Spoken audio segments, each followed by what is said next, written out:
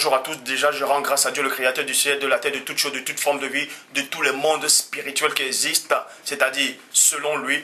Et je le remercie parce qu'il est tout puissant, grand, glorieux et redoutable.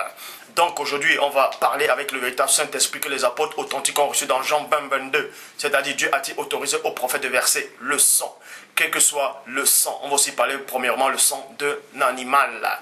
Parce qu'il est dit dans Proverbe 19, 2 que le manque de sens n'est bon pour personne. Et dans Proverbe 25, 2, la gloire du Père est de cacher des choses et la gloire des rois est de sonder les choses. Et encore dans Deutéronome 29, 29 que les choses cachées sont au Père, les choses révélées sont à vous, sont aux créatures, sont aux humains. Mais ce Dieu grand, glorieux, terrible, dit dans Jérémie 33, 3, demande-moi, je te relèverai des choses cachées, des choses que tu ne sais pas. Et encore dans Matthieu 7, 7, demandez-le, on vous donnera, frappant, vous devrez chercher, vous trouverez. Et le Christ dit dans Jean 3, 11, nous disons ce que nous savons et on l'en rend témoignage de ce qu'on a vu. Et encore dans Jean 8, 32, vous connaîtrez la vérité et la vérité vous affranchira. Cette vérité va donc vous affranchir aujourd'hui. Parce qu'il y a plein de gens actuellement qui se posent des questions. Est-ce que les batailles que le peuple d'Israël a mené contre d'autres peuples, c'est-à-dire les Amoréens, bref, toutes ces batailles en fait sanglantes qui sont produites dans l'Ancien Testament, est-ce que le Père a-t-il réellement, premièrement, prémédité cela? Est-ce que Dieu avait donné cet ordre? Et aussi, est-ce que Dieu avait-il pris plaisir à ça? Donc plein de gens doutent par rapport à ça, et d'autres qui n'ont pas de connaissance disent que oui, Dieu a vraiment pris plaisir à ça, que les voies du Seigneur sont impénétrables. Donc, c'est pour ça que le frère Étoile d'Éphèse aussi a fait une vidéo par rapport à ça, en parlant de Moïse, où Moïse apporte la loi en disant tu ne tueras point, mais lui-même il tue. Et d'autres qui n'ont pas de connaissance disent que non, Moïse a bien fait de tuer. Bref, c'est donc le pourquoi je m'adresse à tous ceux qui me regardent actuellement dans le monde entier, car je sais que cette vidéo aussi va faire le tour de la planète Terre. Je vous exhorte à tous ceux-là d'aller regarder les vidéos d'Étoile d'Éphèse, car Dieu l'utilise aussi. Il va beaucoup vous apprendre par rapport à ces vidéos et ces messages de paix qui l'apportent.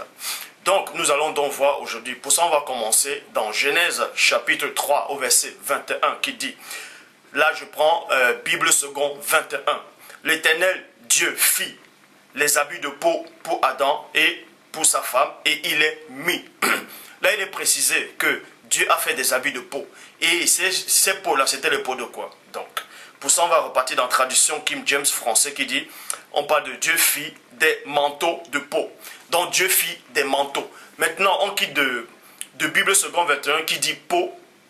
Et ensuite, on va, Bible second 21 parle des habits de peau. Et traduction King James française parle des manteaux. Donc les habits, on change maintenant, on dit ce sont des manteaux. Dans la Bible Ostéval, Dieu fit des robes de peau. Dieu fit des robes de peau. Donc, on vous apprend que les habits que Dieu a fait à Adam et Ève, c'était des longues robes. C'était des longues robes. Virgule. Traduction du mot nouveau, il est dit Dieu fit de longs vêtements de peau. Dieu fit de longs vêtements de peau. Tandis que Bible français courant dit Dieu fit des vêtements de peau de bête. Dieu fit des vêtements de peau de bête. Donc, le but de ce message aujourd'hui, c'est par rapport au sang, le sang versé. Donc, tous ceux qui viennent accuser Dieu en disant que Dieu a tué un animal pour prendre de la peau des animaux pour revêtir Adam, nous allons donc voir si Dieu a réellement tué un animal. Parce qu'il est expressément dit que Dieu fit. Dieu fit. Et ce fit-là, par rapport à la Genèse, c'est-à-dire depuis la création du monde, depuis Genèse 1.1, jusqu'à la formation d'Adam, jusqu'à la période d'Adam, le fit, F-I-T, ça veut dire créer par rapport, je dis bien par rapport à depuis la création du monde jusqu'à Adam. Je dis bien, on s'arrête à Adam. Depuis Adam jusqu'à la création du monde, c'est fit là, ça veut dire créer. Donc, pourquoi je le dis? Dans Genèse chapitre 1 au verset 16, il est dit, Dieu fit les deux grandes luminaires, le plus grand luminaire pour présider le jour et le plus petit luminaire pour présider la nuit, et il fit aussi les étoiles. Donc, tous ceux qui disent que Dieu fit des habits, c'est-à-dire des peaux de bêtes, ils disent que ça veut dire tuer. Est-ce que Dieu aussi a tué les étoiles? Est-ce que Dieu a tué la lune, le soleil, quand il les créait? Le fit là, ça veut tout simplement dire Dieu a créé des peaux de bêtes. Dieu n'a pas tué un animal pour faire des habits avec, il a plutôt créé des habits de peau d'animaux. Il a créé des habits de peau. Parce qu'il est tout puissant. Il est grand, glorieux, terrible et redoutable. Donc, Dieu n'a pas tué un animal à la Genèse quand il a revêti Adam et Ève dans Genèse 3, 21. Parce qu'il est dit dans Psaume chapitre 8 au verset 3. Quand je contemple les cieux, l'ouvrage de tes mains, la lune, les étoiles que tu as créées. Et on vous apprend que Dieu a créé cela dans Genèse 1, 16. C'est-à-dire, Dieu fit. Et le fit là, dans Psaume chapitre 8, verset 3, on vous apprend que c'était créé. Maintenant, plein de gens vont peut-être essayer de prendre le verset dans Genèse 4, 4, où il est dit, et Abel de son côté en fit. Vous voyez, vous allez aussi, des gens vont dire, mais est-ce que quand par rapport à Abel, il est écrit fit, est-ce que le fit là, ça veut dire que Abel aussi a créé? Non. C'est pour ça que j'ai bien expressément précisé avec l'Esprit de Dieu que le début de la Genèse jusqu'à Adam, on s'arrête à Adam, le fit là, du début de la Genèse jusqu'à la période d'Adam lui-même, le fit, ça veut dire créer. Maintenant, ce qui vient après Adam, le fit maintenant là, ce n'est pas créé par rapport aux humains. C'est pour ça, dans Genèse 4, 4, il est dit, et Abel de son côté en fit. Vous voyez, en fit et non créé. En fit une des premiers-nés de son troupeau et de leur graisse. Bible en français courant, dans Genèse 4, 4, il est dit, Abel de son côté apporta en sacrifice. Le mot fit n'apparaît plus maintenant, c'est en portant en sacrifice des agneaux, premier-né, il est précisé que c'était des agneaux, premier-né de son troupeau dont il offrit au Seigneur les meilleurs morceaux. Et on vous dit que le Seigneur accueillit favorablement Abel et son offrande. Donc vous allez comprendre ici que la toute première personne dans l'histoire de la création qui a versé le sang, c'est Abel. Ce n'est pas Caïn, c'est Abel. Pour ceux qui ne connaissent pas, c'est Abel qui est le premier humain qui a versé le sang. Parce qu'il a tué un animal. Il a tué, comme la Bible François Courant le dit dans Genèse 4, 4, il a tué des agneaux. C'est lui le premier être vivant qui a versé le sang. Et on vous dit néanmoins que Dieu a pris plaisir à ça, selon ce qui est écrit dans la Torah, dans l'Ancien Testament. Mais nous allons réellement voir, selon l'Esprit de Dieu, si Dieu vraiment dans sa présence prend réellement plaisir à ça. Parce que l'animal, quand Abel a tué l'animal, l'animal souffrait. L'animal aussi a des sentiments, a des émotions. Si vous ne savez pas, l'animal ressent la douleur. Est-ce que Dieu prenait plaisir à ce que l'animal agonise pour qu'on lui offre cela? Nous allons donc entrer dans les mystères de la révélation du Père. Ésaïe chapitre 1 au verset 11, il est dit, qu'ai-je à faire de la multitude de vos sacrifices? Point d'interrogation. Dit l'Éternel, je suis rassasié. Maintenant, on vous dit ici que Dieu est rassasié. Rassasié ici, ça ne veut pas dire que Dieu mange jusqu'à ce qu'il est plein. Non, là, c'est une métaphore. On va expliquer cela. Donc, quand il dit qu'il est rassasié, ça veut dire qu'il est fatigué de ça. Hein? Je suis rassasié des holocaustes, de béliers et de la graisse des veaux. Je ne prends point. Vous voyez? Et non, je ne prends plus. Parce que si on disait je ne prends plus plaisir, ça voulait simplement dire que Dieu prenait plaisir à ça. Mais il dit je ne prends point. Et quand il dit je ne prends point, ça veut dire qu'il n'a jamais pris plaisir à ça. Parce que c'est lui ce qui crée les mots, les langages dans Genèse 11, 7. Donc, je ne prends point plaisir au sang des taureaux, des brebis et des boucs. Donc, Dieu vous dit ici qu'il ne prend pas plaisir au sang des taureaux, des boucs, des animaux. Donc quand on égorge un animal pour l'offrir à Dieu, pour vous, vous allez dire, ah c'est bien, mais est-ce que vous êtes placé à la place de cet animal? Le Christ a dit, ce que vous voulez qu'on vous fasse à vous, faites ça aux autres. Ce que vous voulez pas qu'on vous fasse, ne faites pas ça aux autres.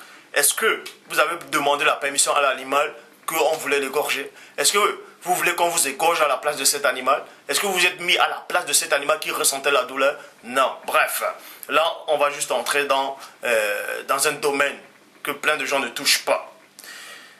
Et ensuite, dans Psaume chapitre 50, au verset 7 à 9, il est dit, écoute mon peuple, je te parlerai, Israël, et je t'avertirai, point, je suis Dieu, ton Dieu. Ce n'est pas pour tes sacrifices que je te fais des reproches. Plein de gens vont lire ça et vont dire, ouais, Dieu ne fait pas des reproches à Israël par rapport à l'immolation des animaux, tout ça là, quand on égorge des animaux, hein, que Dieu ne fait pas reproche à ça. Ça veut dire que si Dieu ne fait pas reproche à ça, c'est que Dieu prend plaisir à ça. Non, ce n'est pas ça. Parce qu'Israël avait commis un péché. Israël avait abandonné Dieu. Et maintenant, ils ont eu des fléaux. Ils ont eu des fléaux. Parce que constamment, ils égorgeaient les mouilles. Bref, ils égorgeaient des animaux, ils faisaient des incubations à la reine du ciel, tout ça là. Et vous pouvez aussi voir ça dans Jérémie 17. Non, plutôt pas dans Jérémie. Dans Lévitique 17, 7. Où ils offraient des sacrifices aux démons en forme de bouc à pan. Dans d'autres versions, on parle des satyres. Dans d'autres versions, on dit le démon en forme de bouc, on dit des démons, on dit des idoles. Ça dépend des traductions des Bibles. C'est pour ça que quand Israël a senti que Dieu s'est fâché contre lui, eux, ils croyaient que c'était par rapport au sacrifice, c'est-à-dire premièrement à ces sacrifices qu'ils faisaient. Mais Dieu dit ici, ce n'est pas pour tes sacrifices que je te fais des reproches. Tes holocaustes sont constamment devant moi. Je ne prendrai pas un taureau dans ta maison, ni des boucs dans tes bergeries. Versets 10 à 13. Car tous les animaux des forêts sont à moi. Toutes les bêtes des montagnes, par milliers. Je connais tous les oiseaux des montagnes, et tout ce qui se meut dans les champs m'appartiennent. M'appartient, virgule. Si j'avais faim, virgule. Dieu vous dit ici que s'il avait faim, ça veut dire que Dieu n'a pas faim. Dieu ne mange pas. Dieu n'a pas besoin de ça. Il est au-delà de cette condition-là. Si j'avais faim, je ne te le dirais pas. Car le monde est à moi et tout ce qui se renferme. Est-ce que je mange la chair des taureaux? Est-ce que je mange la chair des taureaux? Dieu vous dit ici, est-ce qu'il mange la chair des taureaux? Est-ce que je bois le sang des boucs? Est-ce que je bois le sang des boucs? Donc, maintenant, tout ce que je venais de dire, c'est une introduction. Maintenant, on va entrer dans le cœur, dans le vif même du sujet. Dieu dit qu'il ne boit pas le sang des boucs. Il ne mange pas la chair des taureaux. Donc Dieu ne mange pas des animaux. Il ne mange pas ce qui est vivant. Bref, que ce même du pain, Dieu ne mange pas. Il n'a pas besoin de ça. Est-ce que maintenant les anges aussi, qui sont auprès du Père, les anges de Dieu, est-ce qu'eux aussi, ils mangent la chair des animaux? Pour ça, on va donc vérifier. Genèse chapitre 18 au verset 8 dit, il prit encore, c'est-à-dire Abraham, il prit encore de la crème et du lait avec l'eau, avec le veau, qu'on avait prêté à prêter, et il est mis devant eux. Devant eux, c'est qui? Dans d'autres versions, on dit que ce sont trois hommes, trois personnages, c'est-à-dire c'était des anges qui sont venus voir Abraham. Il se tient lui-même à leur côté, sous la pointe, et il mangeait. On vous apprend ici, dans toutes les autres versions qui existent, on vous dit que ces trois personnages, c'était trois anges qui ont mangé avec Abraham. Donc, vous pouvez voir cela Maintenant, il y a une seule version des Bibles qui refute cette idée. Il y a une seule version des Bibles qui dit que ces trois personnages-là, ce n'étaient pas des anges. C'était pas des anges. Vous pouvez voir ça dans la Bible de l'épée qui dit, dans Genèse chapitre 2 au verset... dans Genèse chapitre 18 au verset 2 dit, il leva les yeux et regarda, et voici trois hommes, Melchisédek, Noé et Shem étaient debout devant lui, et dès qu'il les vit, il courut au-devant d'eux. Genèse chapitre 19 au verset 1 dit, or, sur le soir, les deux messagers arrivaient à Sodome. Toujours dans la Bible de l'épée, on vous dit sur le soir, dans Genèse chapitre 19 au verset 1, c'est les deux messagers qui arrivaient dans la ville de Sodome. Parce que ces trois-là, qui étaient au départ, dans la Bible de l'épée, Melchisédek, Noé et Shem, il y a un qui est resté avec Abraham. C'est pour ça que dans d'autres versions, on dit l'Éternel est resté avec Abraham, et les deux anges sont venus à la ville de Sodome et Gomorrhe. Maintenant, dans la Bible de l'épée, il est dit que ce sont des messagers. Et vous allez, peut-être plein de gens maintenant vont dire, mais les messagers, ce sont des anges. Non, les anges sont des messagers, mais il y a aussi des prophètes, des hommes de Dieu aussi, qu'on peut considérer comme qui ont les titres de messagers. Vous pouvez voir ça dans Malachie chapitre 3 au verset 1, qui dit, voici que j'enverrai mon messager pour me préparer le chemin. Il est question de Jean-Baptiste. Et Jean-Baptiste était un humain fait de chair et de sang et d'os. Ce n'était pas un ange. Vous pouvez aussi voir ça dans Matthieu chapitre 11 au verset 10. Donc, selon la Bible de l'épée, ces trois hommes-là ne sont pas des anges, mais des âmes. Donc, la Bible de l'épée vous dit que les anges ne mangent pas. Les anges ne peuvent pas manger la chair. Parce que les animaux souffrent. Vous devez comprendre une chose. Les animaux ressentent la douleur. Et vous croyez qu'un seul instant que les anges vont descendre et ils vont manger ce qui est vivant. Même si on tue ça, ils vont manger cela, alors que Dieu lui-même ne prend pas plaisir à ça, au sang versé. Parce que Dieu lui-même ne prend pas plaisir au sang versé. Bon, il y a un verset dans la Bible qui démontre que les anges ne mangent même pas la viande. C'est-à-dire, ils imitent le Père en fait. Juge, chapitre 13, verset 15 à 16 dit, Manoah dit à l'ange de l'Éternel, 2 points, permets-nous de te retenir et de t'apprêter un chevreuil. Permets-nous de te retenir et de t'apprêter un chevreuil. Donc, Manoah, qui est sa femme, c'était la maman de Samson, quand l'ange de Dieu a apparu, Manoah et sa femme, c'est-à-dire il était avec sa femme, il a expressément dit à cet ange-là, on va tuer un animal, on va le préparer pour que tu puisses le manger. Vous voyez? Et l'ange de l'Éternel répondit à Manoah, 2 points. Quand tu me retiendrais, virgule, je ne mangerai pas de ton mets. Je ne mangerai pas de ton mets. Alors que dans Genèse, dans d'autres versions, Genèse chapitre 18 au verset 8, on vous dit qu'il y a 3 anges qui ont mangé de la viande, alors que la Bible de l'épée dit que ça ne pouvait pas être des anges, parce que les anges ne peuvent pas manger la viande. Ils ne peuvent pas manger ça. Vous voyez? Donc il y a déjà des confusions, des anomalies dans des versions des Bibles. Mais Paul lui dit, ne méprisez pas les prophéties, examinez toutes choses et retenez ce qui est bon. Moi, ce que je retiens, c'est que Juge, chapitre 13, verset 15 à 16 dit que l'ange a dit, si tu me retiens, je ne mangerai pas de ton mets. Mais si tu veux, dans d'autres versions, maintenant on dit, mais si tu veux, virgule, si tu veux, et non Dieu, mais si tu veux, fais un holocauste, tu l'offriras à l'Éternel. Maintenant, on vous dit ici que l'ange maintenant autorise, selon cette version-ci, on veut dire que l'ange autorise que cet homme-là puisse tuer l'animal et l'offrir à Dieu. Vous voyez? Or, tandis que dans la Bible de l'épée, il est dit, mais si tu fais un holocauste, et non si tu veux, et non va faire, mais si tu fais, de ta propre décision, de ton propre autorité, si tu fais un holocauste, tu l'offriras à l'Éternel. Bon, mieux vaut l'offrir à Dieu que d'offrir cela aux idoles, aux démons, aux esprits impurs. Parce que tous les animaux appartiennent à Dieu. C'est pour ça que vous allez aussi voir l'histoire, vous allez parcourir l'histoire de la Bible. Abraham, Noé, tous les patriarches, bref, la plupart des patriarches ont tué des animaux en sacrifice pour l'offrir à Dieu. Et même, vous allez même prendre l'histoire d'Abraham quand Dieu l'a mis à l'épreuve par rapport à son fils Isaac. Et quand il est arrivé, il a trouvé le bélier. L'ange a dit, vas-y, prends le bélier et offre-le. Bon, est-ce que Dieu avait réellement dit à cet ange-là de dire à Abraham, est-ce que cette histoire s'est réellement produite? Est-ce que Dieu prend-il plaisir au sang versé des animaux?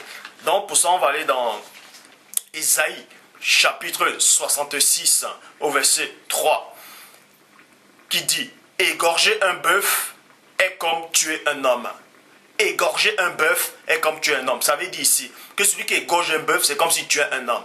Vous voyez, c'est à peu près la même chose. C'est comme si tuait un homme. Égorger un bœuf, c'est comme si c'est comme tuer un homme. Sacrifier des brebis, comme abattre un chien. Présenter une offrande, comme reprendre le sang d'un porceau. Faire un parfum d'encens, comme bénir une idole. Puisqu'ils ont choisi leur voie et que les âmes prennent plaisir à les abominations. Virgule, vous voyez cela dans la Bible Orsteval.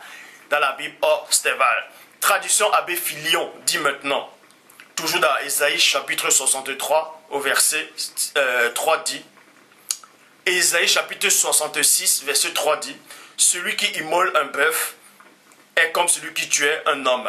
Celui qui sacrifie un agneau est comme celui qui ensommeille un chien.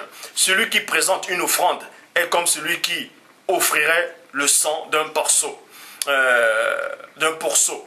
Et celui qui se souvient de l'encens est comme celui qui reverrait une idole. Ils ont pris plaisir et ils se sont habitués à toutes ces choses et leurs âmes a fait ces délices de ces abominations. abomination. Donc on vous apprend ici que les gens qui immolent les bœufs, les moutons, bref, tout ça là, pour offrir à Dieu, Dieu n'a jamais pris plaisir à ça. Dieu ne prend pas plaisir à la souffrance d'un être vivant. Je dis bien d'une créature, même d'une mouche, si vous ne savez pas. Même d'une mouche, parce que ça vit. Tout ce qui vit, tout ce qui a respiration est conscient. Vous allez peut-être me dire que les animaux ne sont pas conscients, ils sont conscients. Toute vie est consciente. Et Dieu ne prend pas plaisir à ce qu'on tue un animal juste pour tuer. Bref, on va plus entrer en profondeur. Pourquoi donc on mange la viande, tout ça là. C'est pour ça qu'il est dit dans Hébreux, chapitre 10, au verset 5. C'est pourquoi Christ, en entrant dans le monde, dit, tu n'as voulu ni sacrifice, ni offrande, mais tu m'as formé un car. Donc, Christ vous dit ici que Dieu n'a jamais voulu de sacrifice, ni offrande. Mais on vous apprend également dans le Nouveau Testament, dans l'Ancien Testament, dans Genèse 4, que Abel a offert un sacrifice, donc il a tué un animal, il a donné à Dieu, et Dieu était content, Dieu a pris plaisir à ça. Mais Christ vient vous dire le contraire ici, que Dieu n'a jamais pris plaisir à ça. Dieu n'a jamais pris plaisir au sang versé. Vous croyez qu'on va égorger un mouton comme ça, là, le mouton crie, ressent la douleur, et puis Dieu prend plaisir à cette douleur-là. Mais réfléchissez, il faut réfléchir, réfléchissez. Hein? Vous qui avez des animaux chez vous, peut-être le chat ou un chien, allez l'égorger alors. Pourquoi vous n'allez pas égorger votre chat, votre animal, ou bien vos cochons d'Inde, ou bien vos lapins à la maison? Pourquoi vous ne les égorgez pas? Ou bien vos poules, ceux qui ont des poules. Pourquoi vous ne les égorgez pas? Parce que vous les aimez. Vous croyez que Dieu n'aime pas les animaux? Dieu aime ses créatures. C'est Dieu le Père qui les a créés, qui les a donné l'être, le mouvement, la respiration. Verset 6 d'Hébreux 10 dit ceci. Tu n'as agréé ni holocauste, ni sacrifice pour le péché. Maintenant, les gens vont dire, ceux qui n'ont pas de connaissance, vont dire, non, Dieu a refusé ces genres de sacrifices par rapport uniquement au péché. Non. C'est pour ça qu'il est dit dans le verset 8 d'Hébreux 10. Après avoir dit d'abord, d'abord c'est quoi? Il a dit premièrement, avant de parler du sacrifice pour les péchés. C'est pour ça qu'il a dit, après avoir dit d'abord, tu n'as voulu et tu n'as agréé ni sacrifice ni offrande. Virgule, il y a une virgule. Donc Dieu n'agrée pas les sacrifices et les offrandes qu'on lui offre. Parce que Dieu n'aime pas le sang versé. Dieu n'aime pas le sang versé. Donc, si vous croyez que vous allez tuer un mouton pour faire plaisir à Dieu, Dieu ne prend pas plaisir à ça. Parce que Dieu sait ce que cet animal ressent, cette douleur-là. Quand vous attrapez un animal pour l'égorger, pour l'immoler, pour l'offrir à Dieu, l'animal a un cœur. Le cœur bat. L'animal a peur. Et Dieu ne prend pas plaisir à ça. Parce que Dieu crée toute forme de vie. Il l'a créé par amour. Et ensuite, on dit virgule, ni holocauste, ni sacrifice pour le péché. Donc, ces deux-là, Dieu ne prend pas plaisir à ça, de tuer des animaux par rapport au sang versé. Vous pouvez voir dans l'Ancien Testament, on dit, ou soi-disant, il est écrit que Dieu a dit à Moïse, à Aaron, de tuer le bouc, de prendre le péché des enfants, Bref, il y avait des immolations par rapport au péché, on effaçait le péché et puis ça se renouvelait à chaque fois. Je vous le dis, je le répète et je pèse mes mots. Dieu n'a jamais approuvé ça. Dieu n'a jamais approuvé ça. Je le dis. Dieu n'a jamais approuvé cela. C'est pour ça que Christ est le bon berger. Il donne sa vie pour ses brebis. Je vais vous donner une révélation. Vous allez peut-être dire que Dieu a tant aimé le monde qu'il a donné son Fils, afin que quiconque croit en lui ne périsse pas, mais qu'il ait la vie éternelle. Donc, Dieu a permis que le Christ vienne saigner. Donc, que Dieu a pris plaisir que Christ meure. Non. Christ est le bon berger. Le bon berger, c'est quoi? Il a les brebis, les moutons, les chèvres, tout ça là.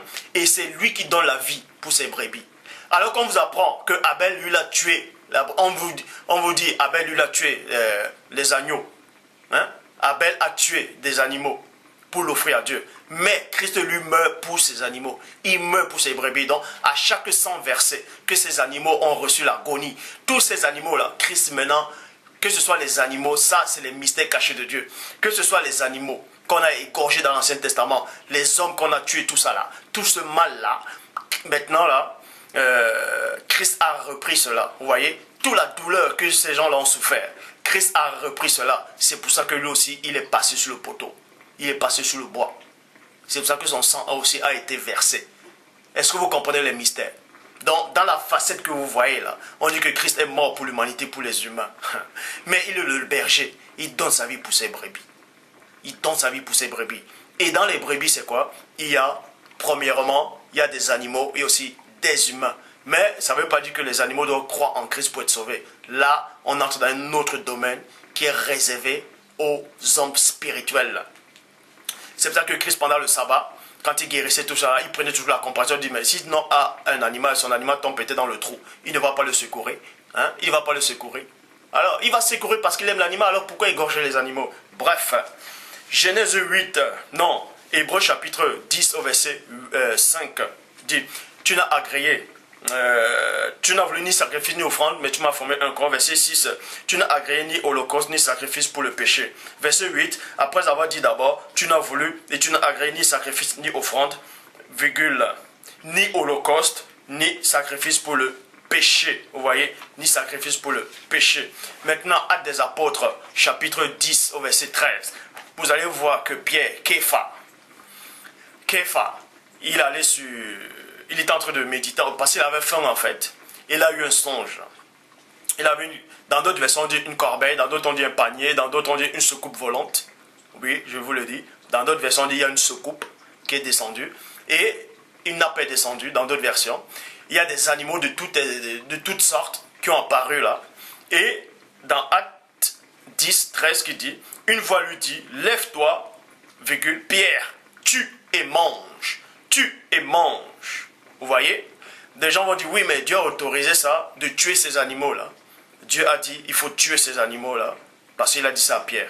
Vous allez comprendre que Dieu ne parlait pas à Pierre de tuer des animaux. C'est-à-dire, ces animaux-là, c'était un enseignement. Ce songe-là que Pierre a eu, c'était une vision. Parce que si, dans votre compréhension humaine, vous pensez que c'était des animaux qui étaient réels, faits de chair et de sang, on vous dit que c'était une vision. Depuis quand? C'était un songe. Depuis quand, Pierre? Un songe, c'est quoi? Vous croyez qu'un songe, quand vous voyez quelqu'un dans un songe, vous croyez qu'il est fait de chair et de sang? C'était un enseignement que Dieu voulait lui donner. C'était une métaphore. Est-ce que vous comprenez? C'est pour ça qu'il a dit, Pierre, tue et mange. Or, vous savez que dans l'Ancien Testament, il est dit de ne pas manger des animaux avec le sang. C'est pour ça qu'il n'est pas dit, Pierre, tue, prépare et mange. Mais il est plutôt dit, tue et mange. Donc, si c'était vrai, Pierre allait tuer, boum, il allait manger cru. Si le mot tue, prépare et mange n'apparaît pas, c'est que Dieu sait pourquoi il a permis que le mot préparer n'apparaisse pas. Il le sait.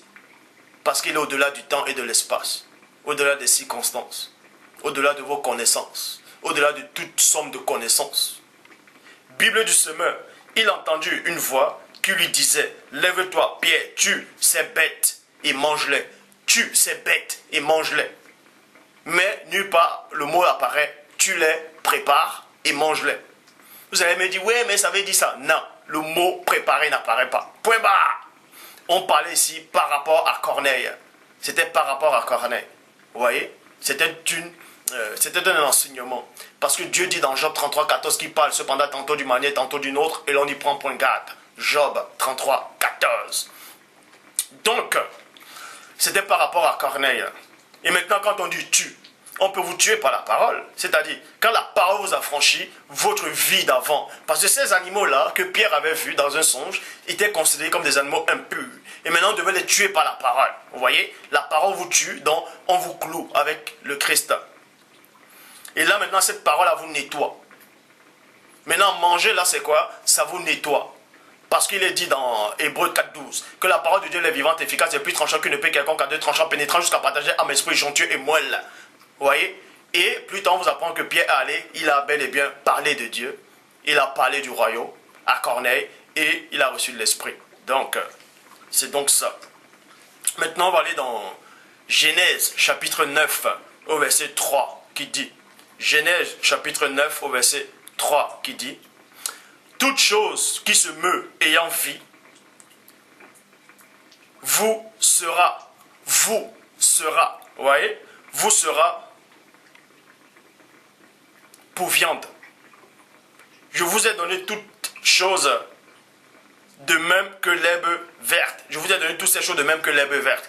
Vous voyez cela dans la traduction King James française. Maintenant, on va aller dans la Bible des semeurs qui dit, toujours dans Genèse chapitre 9 au verset 3, « Tout ce qui remue et qui vit vous servira de nourriture, au même titre que les légumes et les plantes. » 2 points. Je vous donne tout cela. Donc, dans Genèse chapitre 9 au verset 3, vous apprend que selon la Bible, selon l'Ancien Testament, selon la Torah, que Dieu a autorisé à l'homme pour la toute première fois dans l'histoire de la création de manger la viande. Parce que Adam ne pouvait pas manger la viande. Et je vais vous expliquer pourquoi. Donc vous allez donc me dire, bref, on va donc expliquer pourquoi l'homme ne mangeait pas la viande au début de la création et pourquoi il a mangé la viande. Qu'est-ce qui s'est passé pour qu'il puisse manger de la viande selon les Écritures. Maintenant, on va aller dans la Bible en français courant qui dit « Tout ce qui remue et qui vit pourra, voyez, pourra vous servir de nourriture comme je vous l'avais donné, comme je vous avais donné l'herbe verte. Je vous donne maintenant tout cela. » Dans la bonne version dit ici, dans Bible française courant, qui dit « Tout ce qui remue et qui vit pourra. » Pourra. Est-ce que vous comprenez? Le mot pourra là, c'est très important. Ça veut dire que l'homme n'est pas obligé de tuer la bête pour manger. Le mot pourra. Dieu a dit pourra parce que la nature, la condition de l'homme avait changé. C'est la même phrase qu'il avait dit à Adam. Tu pourras manger tous les arbres du jardin. Tu pourras manger. Tu pourras manger le fruit. C'est-à-dire, tu pourras. Mais Adam n'était pas obligé de manger. Mais Dieu dit néanmoins, je vous donne cela. Comme je vous donne cela. Je te donne à Adam de manger des fruits, de manger tout ça là. Mais il a néanmoins dit, tu pourras manger. Tu pourras. Ça ne veut pas dire que tu es obligé. Donc, la même Bible dit encore maintenant, la Bible en français courant, tout ce qui se remue et qui vit pourra vous servir et non doit. Vous voyez? Et non doit, mais pourra vous servir de nourriture. Maintenant, vous allez comprendre qu'il y a 3 dimensions. Il y a 3 étapes. Il y a 3 niveaux. Il y a 3 sortes de nourriture qui existent dans la création. Dans la réalité de Dieu. La première nourriture, c'est la parole. Et c'est la nourriture de l'esprit. Est-ce que vous comprenez? La première nourriture, c'est l'esprit. C'est-à-dire, c'est la parole. Parce que l'homme ne vivra pas uniquement de pain, mais de toute parole qui sort de la bouche du Père. Donc, la nourriture de l'esprit, c'est la parole de Dieu. Maintenant, il y a la nourriture de l'âme.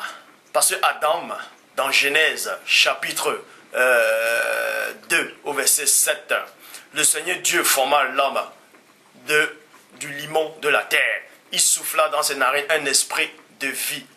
Vous voyez?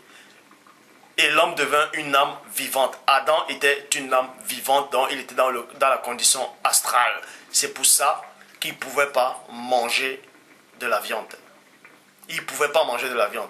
Et la nourriture d'Adam par rapport à cette condition d'âme, même comme il était dans la chair, par rapport à cette condition d'âme, la nourriture de l'âme, bon maintenant, dans la condition de la chair, c'est des fruits, des légumes, des fruits, des légumes, des plantes, tout ça là. Là, c'est pour ça que Adam et les animaux aussi pouvaient manger des plantes. Les animaux pouvaient manger des plantes. Les animaux pouvaient manger des plantes. Ils pouvaient manger des plantes. Même les lions pouvaient manger des plantes. La preuve, pour tous ceux qui viennent en Afrique, pour tous ceux qui ont eu des chiens à la maison, vous avez dû voir quand le chien est malade. Quand le chien est malade, il va manger des plantes. Il va manger des herbes pour se puger. Parce qu'il revient à la source. Il revient à la source. Ils le savent. Il revient à la source. Mais maintenant, l'homme, vu que l'homme s'est égaré dans la chair, sa nature a changé. Sa nature a complètement changé. C'est pour ça qu'il peut manger de la viande. Parce qu'il est devenu chair. Il est devenu viande de lui-même. Et la viande attire la viande. C'est pour ça que Satan dit à Dieu dans Job, po. Donc, Genèse chapitre 9 au verset 5. Mais néanmoins, vous allez comprendre que dans la présence de Dieu, l'homme ne devait pas tuer un animal. l'homme ne doit même pas manger l'animal. L'homme ne devait pas manger un animal. L'homme, dans la présence de Dieu, l'homme ne doit pas manger un animal. C'est parce que l'homme est sorti des plans de Dieu qu'il doit maintenant manger l'animal. Parce que sa nature a changé, sa condition a changé. Vous voyez, sa condition a changé complètement. Mais, quand vous allez porter des nouveaux corps,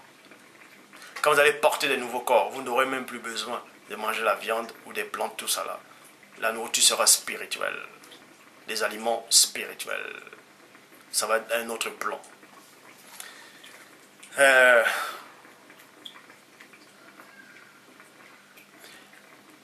Vous savez, quand Christ, au moment du repas, Christ a rompu le pain.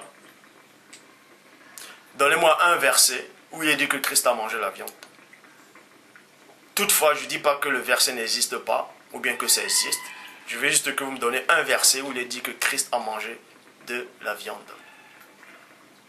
Mais vous ne devez pas ignorer qu'il est dit néanmoins que Christ a fait la multiplication des pains et des poissons.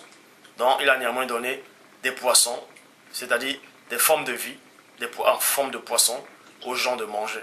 Parce que le même Christ aussi a dit à ses apôtres, lancez le filet là, à cet endroit, parce qu'il y avait des poissons.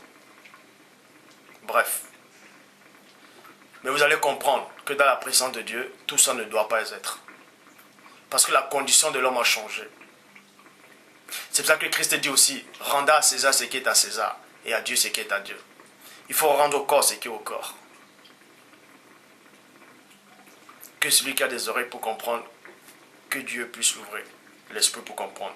Genèse chapitre 9, au verset 5, dit, votre sang aussi, virgule, qui est votre vie, j'en demanderai compte.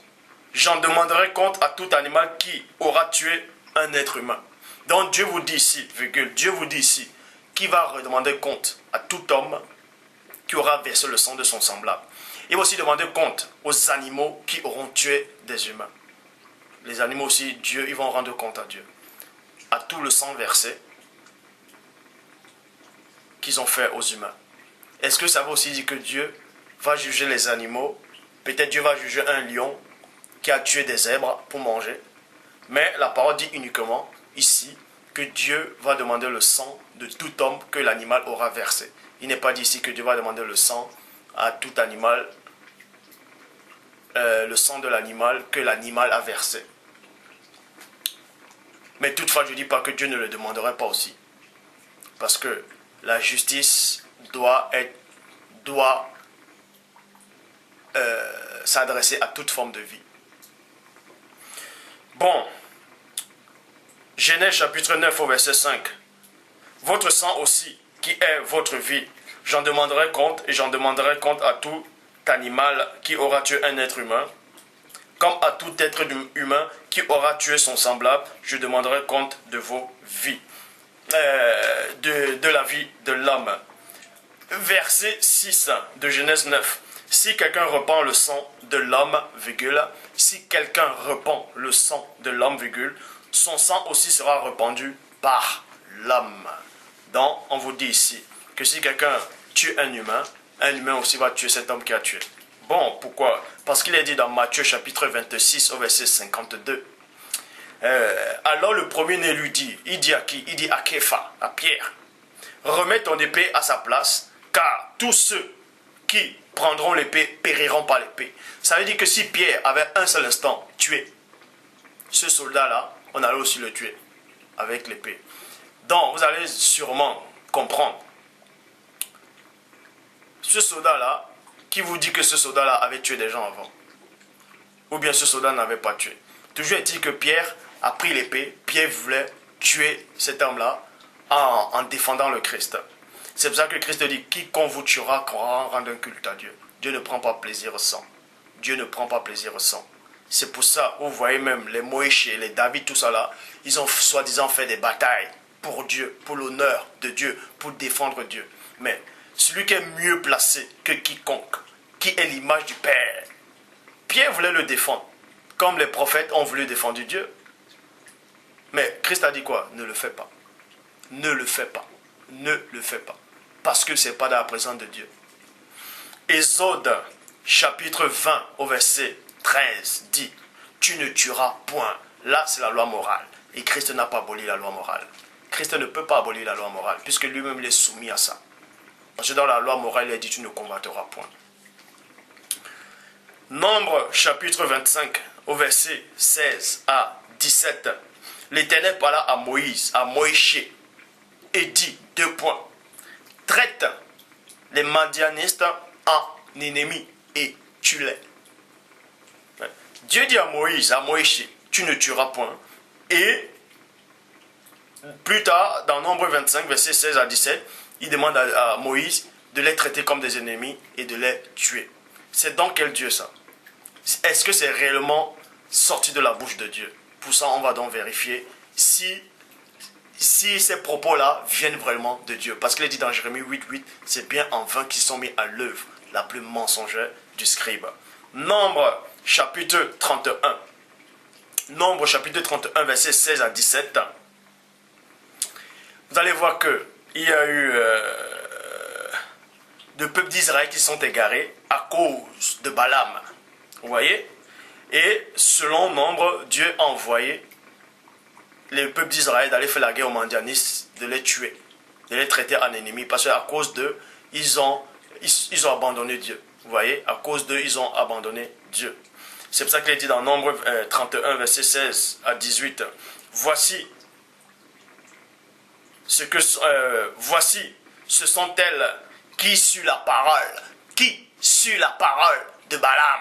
On n'a pas dit ici que ces femmes-là, elles sont venues faire pécher les enfants d'Israël d'elles-mêmes, de leur propre initiation, de leur propre volonté, de leur propre initiative. Mais on vous dit néanmoins que c'est à cause de Balaam, c'est sur la parole de Balaam. Et on sait que Balaam était un devin, un prophète. Et donc un prophète avait le pouvoir.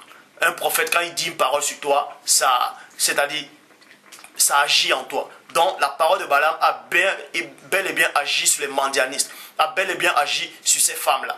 Alors, pourquoi maintenant on condamne ces femmes-là? Alors que c'était sur la parole de Balaam. Balaam aussi, on l'a zigouillé, on l'a tué. Bref, voici, ce sont celles qui, sur la parole de Balaam, ont entraîné les enfants d'Israël à l'infidélité envers l'Éternel dans l'affaire de Paro. Et alors éclata la plaie dans l'assemblée de l'Éternel. Point. Vous voyez? De l'Éternel. Maintenant, tuer tout mâle, c'est-à-dire tuer tout homme, tout mâle. Maintenant, c'est Moïse qui parle. Hein. C'est Moïse qui parle. Vous allez voir quelque chose. Maintenant, tuer tout mâle parmi les petits-enfants, virgule. Tuer tout mâle parmi les petits-enfants. Et tuer toute femme qui a connu un homme en couchant avec lui, mais laissée en vie pour vous, toutes les filles qui n'ont point connu la couche d'un homme. Déjà, vous allez voir ici que Christ n'a jamais pris plaisir à ça. Pourquoi? Parce que Christ dit, tout ce que vous voulez qu'on vous fasse à vous, faites ça aux autres. Tout ce que vous ne voulez pas qu'on vous fasse, ne faites pas ça aux autres. Ça veut dire quoi? Quand Moïse dit aux hommes d'Israël de prendre des femmes, c'est-à-dire vierges, vous voyez, de prendre cette femme-là, est-ce que Moïse a demandé la permission à ces femmes vierges, des clans, des Madianistes, des ennemis, qu'elles voulaient ces enfants d'Israël? Est-ce qu'on a demandé leur avis? Non. On les a pris par force. Maintenant, on va soit les violer, soit coucher avec elles, même si elles ne sont pas consentantes. Vous voyez? Parce qu'elles ont peur. Or, Christ dit quoi? Ce que vous voulez qu'on vous fasse à vous, ne faites pas ça aux autres. Faites ça aux autres. Ce que vous ne voulez pas qu'on vous fasse, ne faites pas ça aux autres. Vous voyez? Donc, Moïse donne les ordres qui ne vont pas de pair avec la parole, les pensées de Christ. Point barre! Parce que cette parole-là ne vient pas de Dieu. Je le dis haut et fort. Quand vous lisez dans l'Ancien Testament où Dieu dit « Allez tuer, allez massacrer les enfants, allez massacrer, allez prendre les terrains des gens, allez prendre les maisons des gens, vous allez casser tout ça là. » Ça ne vient pas de Dieu, je le dis. Ça ne vient pas de Dieu. Dieu n'a jamais dit ça. Même si c'est écrit là, je le dis, Dieu n'a jamais dit ça. Parce que Christ contredit tout cela. Pourquoi? Regardez donc, il est dit dans Nombre 31, 16 à 18, vous voyez, qu'elles ont fait pécher les enfants d'Israël. Maintenant, le plus important, c'est quoi? Il dit, Moïse dit, tuez, maintenant tuez-les, tuez tout mâle, parmi les petits-enfants. Moïse, vous devez savoir une chose. Moïse donne l'ordre en disant de tuer tous les petits-enfants. De tuer tous les petits-enfants. De tuer tous les petits garçons, les petits-enfants. Alors qu'il devait même pas lui-même oublier. Si, en ce temps-là, quand il parlait, s'il était inspiré par le Saint-Esprit devait lui révéler que Moïse aussi devait se souvenir que lui aussi était un petit enfant en Égypte. Et qu'on voulait le tuer. Mais on l'a épargné la vie. Vous voyez ça dans Exode, chapitre 2, au verset 6. C'est la fille de Pharaon. Or, quand vous regardez les films des 10 commandements de Moïse dans les films, on va dire que c'est la sœur de Pharaon. Or, la Bible dit que c'est la fille de Pharaon. Exode, chapitre 2, verset 6. Elle l'ouvrit et vit l'enfant. Cet enfant, c'était qui? C'était Moïse, c'était Moïse. C'était un petit garçon qui pleurait. Point.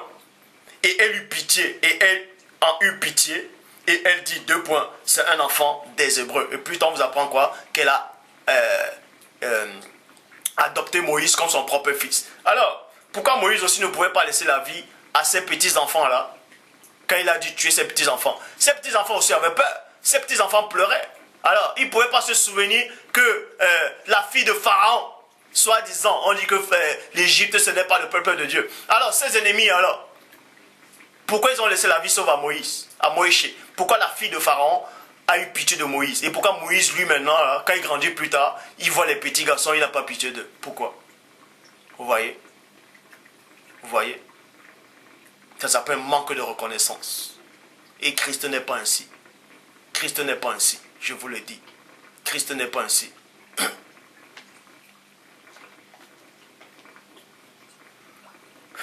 Deutéronome chapitre 5, au verset 1, dit, Moïse, vous voyez, maintenant on va quitter dans Nombre, on va maintenant dans Deutéronome. Vous allez comprendre que durant tout ce temps, Moïse a fait tuer des gens. Moïse, selon ce qui est écrit, que Moïse a fait tuer des gens. Il a même fait en sorte que Dieu ouvre. Selon ce qui est écrit, il a demandé que le sol s'ouvre, que les gens aillent vivants là-bas dedans, là, tout ça là. Que Moïse a fait tuer des gens, il les a sur les tranchants de l'épée, tout ça là. Bref, on a brûlé, on a incendié des gens, tout ça là. C'est Moïse sur son ordre qui disait que Dieu lui a révélé cela. Et c'est donc qui ce Dieu là, hein? On vous dit que ce Moïse là a vu Dieu d'Israël sur la montagne. Alors qu'on vous apprend que ça ne pouvait pas être Dieu, parce que Christ dit personne n'a vu Dieu. Alors, c'est donc qui donnait ses ordres à Moïse? C'est donc qui donnait ses ordres au patriarche, à David, tout cela, d'aller massacrer, d'aller tuer des gens, des enfants, des femmes? C'est qui ce Dieu-là? Hein? C'est qui ce Dieu? Quand on vient vous dire, non, ce n'est pas Dieu, non, c'est Dieu, c'est Dieu. Dieu ne prend pas plaisir au sang. Si vous dites que c'est Dieu qui a fait ça, c'est que vous-même vous êtes égaré. Vous êtes dans la confusion. Vous avez reçu un esprit d'égarement, de confusion, de délire. On vous apprend que Moïse a fait tuer, a fait massacrer des gens. Maintenant, plus tard dans Deutéronome, chapitre 5, au verset 1, Moïse revient maintenant là. Il dit, Moïse convoqua tout Israël, et il a dit, écoutez Israël, les lois et les ordonnances que je vous fais entendre aujourd'hui. Apprenez-les et mettez-les soigneusement en pratique. Donc Moïse revient après avoir fait en sorte que les enfants d'Israël massacrent les gens, autorisent les meurtres, les violences, hein? Les violences, même le viol. Je dis le viol parce que quand vous allez en bataille, vous prenez des femmes étrangères, vierges, quand vous couchez avec elles, ça s'appelle le viol parce qu'elles ne sont pas consentantes, elles ont peur. Ça s'appelle du viol. Donc on vous apprend ici que Moïse a autorisé tout ça. Tout ce que le Père Tout-Puissant n'autorise pas. Même le Christ n'a pas autorisé cela. Mais néanmoins, Moïse revient dans Deutéronome, chapitre 5, au verset 1, que, oui, effectivement, il oublie qu'il avait fait massacrer les gens, il revient, mais il dit maintenant, non, il faut obéir à la loi de Dieu. Il faut apprendre à obéir à la loi de Dieu. Pourquoi lui-même, il n'apprend pas ça? Il dit, apprenez à obéir aux ordonnances de Dieu. Et c'est pour ça qu'il est dit dans le verset 7 de Deutéronome 5.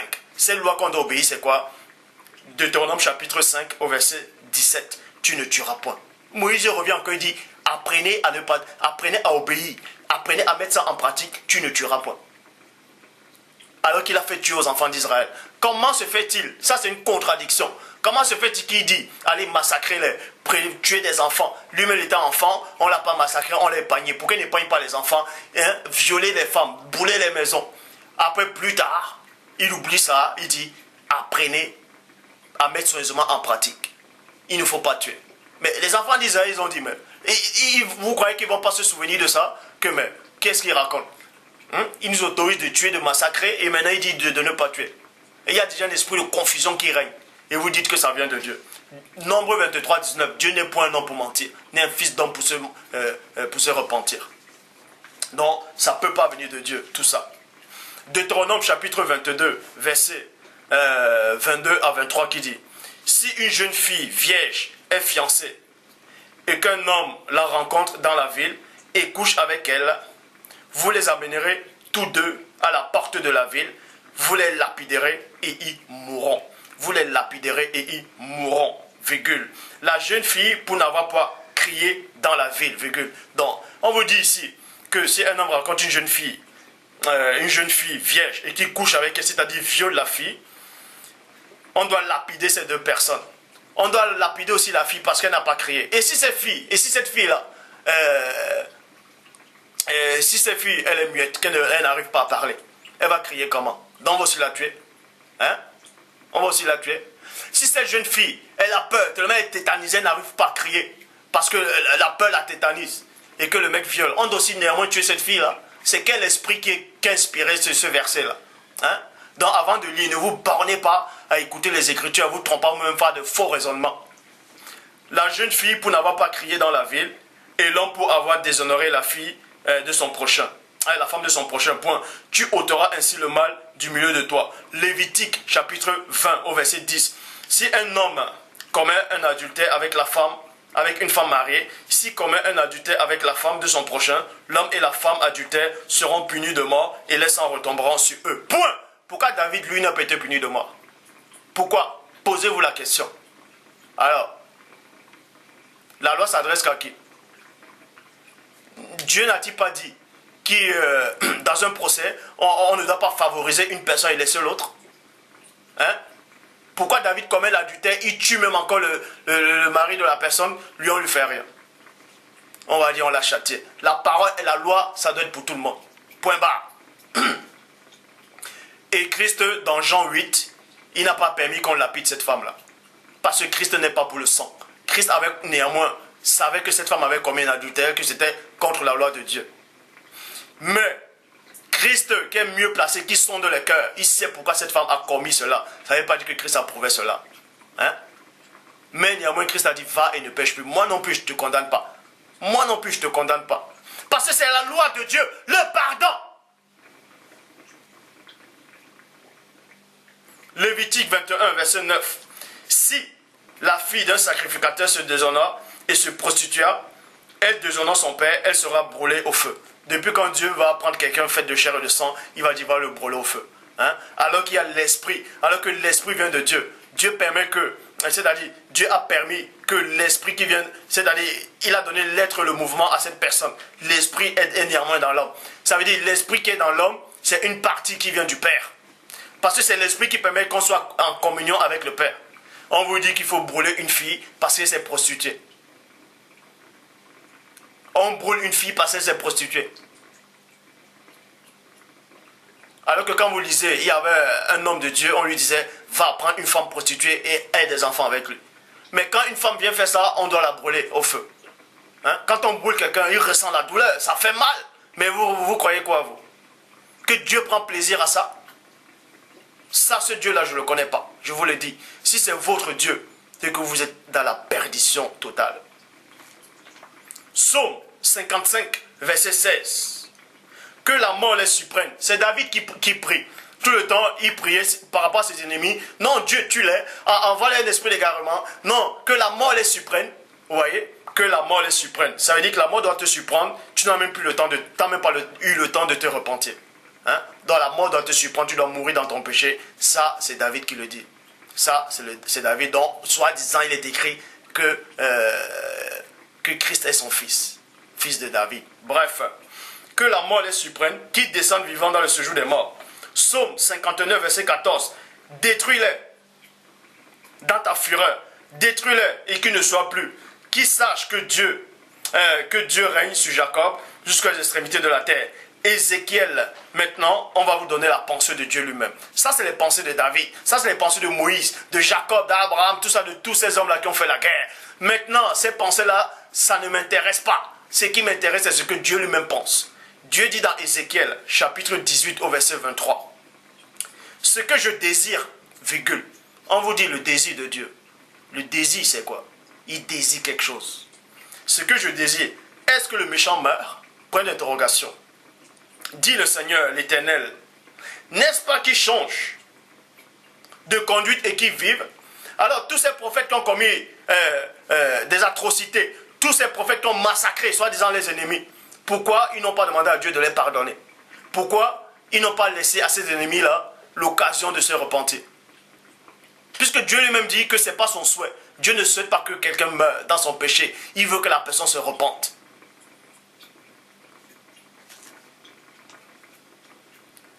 Les prophètes n'ont pas donné les occasions à ces gens de se repentir. Or, Christ donnait l'occasion à chacun de se repentir. Il donnait l'occasion, même aux pharisiens, je le dis. C'est pour ça qu'il dit, si vous ne croyez même pas en moi, croyez aux choses que je fais. Parce que quand ils vont croire, ils vont voir que Christ vient de paix. Et là, ils vont accepter. Christ a tout fait, je dis bien tout fait, pour que tout soit sauvé. Mais c'est détracteur. Mais les autres prophètes, soi-disant, vous êtes contre eux, on vous massacre. Vous lisez même David un moment, il y a des gens qui ont tué, soi-disant l'ennemi de David, c'est-à-dire le fils de Saül. Ils sont venus apporter la tête à David, et David a dit quoi? David les a fait couper les mains et les pieds. Hein? Ça c'est quoi ça? C'est un esprit de Dieu qui est en lui, qui prend plaisir à ça. Bref, Matthieu chapitre 12 au verset 7 dit, si vous saviez ce qui signifie deux points, je prends plaisir à la miséricorde, et non au sacrifice, vous n'auriez pas condamné des innocents. Les enfants que Moïse a fait tuer là, c'était des innocents. On dit bien c'était des enfants. C'était des enfants. C'était des innocents. Est-ce qu'ils avaient quoi à voir là-dedans? C'est pour ça que Christ vient condamner ce que Moïse a dit.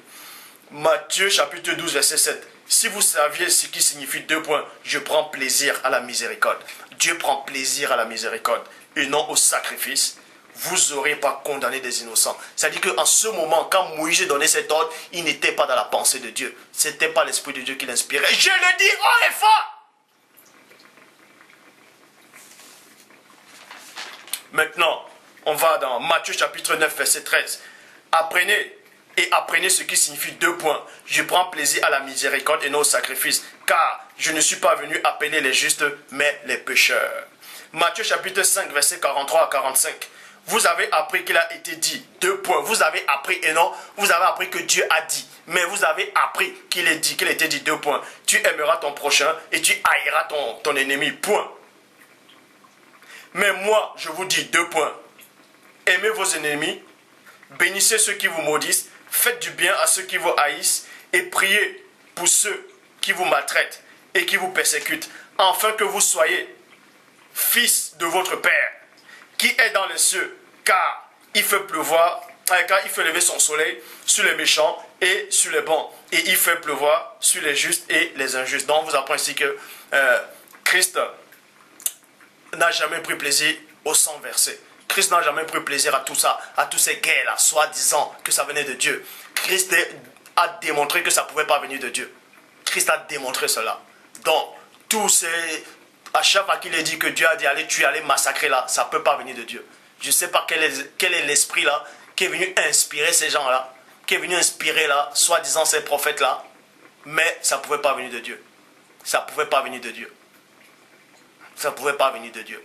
Mais maintenant, Dieu seul peut prendre la vie. Parce que Dieu donne, Dieu reprend. Hein? Si Dieu envoie un ange de vous frapper, bah, vous mourrez sur le coup. C'est normal. Parce que Dieu donne la vie et Dieu reprend. Mais ce n'est pas l'homme qui donne la vie, donc l'homme n'a pas à reprendre la vie. N'a pas à prendre la vie de quelqu'un. Est-ce que vous comprenez? Christ vient de condamner tout ça. Vous avez appris que Moïse, dans la loi, il a dit vous avez la lettre de répudiation. Mais moi, je vous le dis. Hein? Christ n'a jamais pris plaisir à tout ça. Je le dis encore. Je le répète. Donc pour tous ceux-là qui acceptent, qui disent que la Bible est à 100% la parole de Dieu, vous êtes contre Christ. Vous n'avez pas Christ, vous n'avez pas le Saint-Esprit. Parce que la parole de Dieu a été introduite dans la Bible et les hommes ont rajouté des choses, les idées, les pensées. et les actions. Et les actions. Toute écriture n'est pas inspirée de Dieu, mais toute écriture inspirée de Dieu, qui est inspirée de Dieu, ça c'est bon. Est-ce que vous comprenez? Que Dieu vous garde.